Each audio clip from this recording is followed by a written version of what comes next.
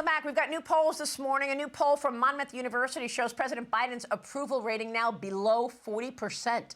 Less than 2 weeks away from the first in-person debate between Biden and former President Trump on June 27th. As new details are released this weekend on the rules of the presidential debate, among the issues expected, the economy and immigration, including the impact Bidenomics has had on regular Americans. A new report from the Labor Department shows overall inflation up 20% on Joe Biden's watch, with the cost of the basic essentials, food, shelter, energy, continuing to squeeze consumers as real wages go down.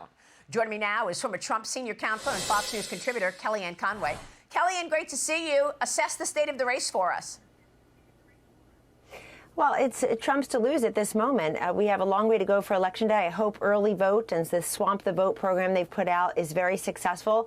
I think if President Trump encourages people to vote early, Maria, it'll be very different than 2020 and even 2022, when in a state like Pennsylvania, Fetterman beat Oz 4-1 on the early vote, over 700,000 votes cast by the time they had their first and only debate, with people then Googling, how do I change my vote?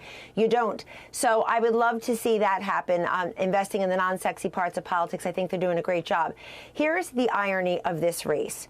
The irony is that Donald Trump is expanding his map into counties, into communities across the country, and you can't name a single county or state where Joe Biden is expanding his map. Trump's in Detroit. He's in the South Bronx. He's in Wildwood, New Jersey. But he's also in Minnesota. He's over in Virginia. They're talking about New Hampshire.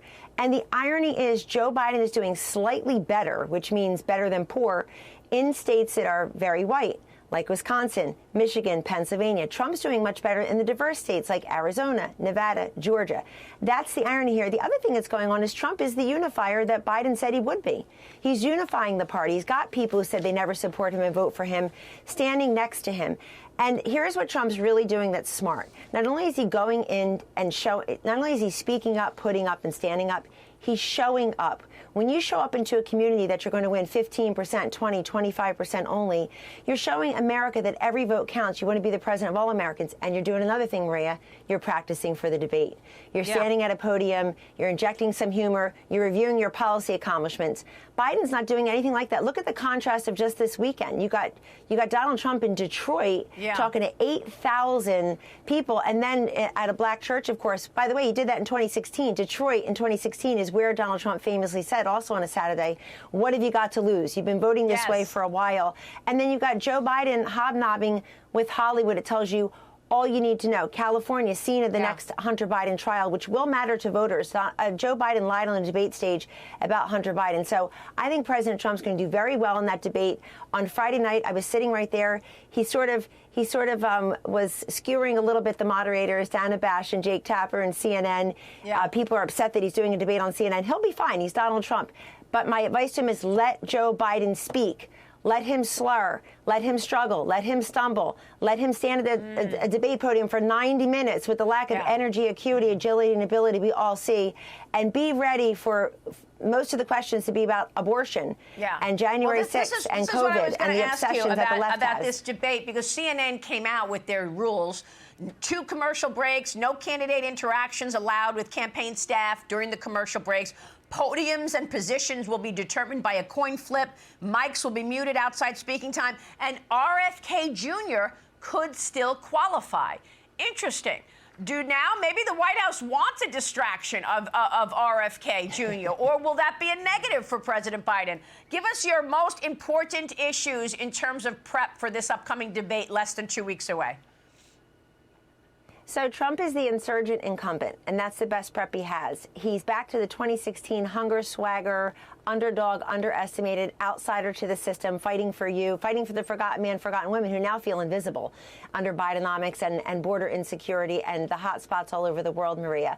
And yet he has an incumbent's record of 4 years. So if he focuses on the binary choice, one of his biggest applause lines is about Maganomics versus Bidenomics. I think many of those CEOs are looking at Joe Biden as the ultimate government insider that regulates and makes us energy dependent on foreign sources. businesses and taxes them and doesn't really understand the way job creators operate versus a guy who is a job creator like them. So I think for the debate, President Trump will focus on the binary choice America has between his presidency and your life with him and your life under Joe Biden. Also, it's going to be a test of will, of that energy and acuity I'm talking about, a little bit of humor.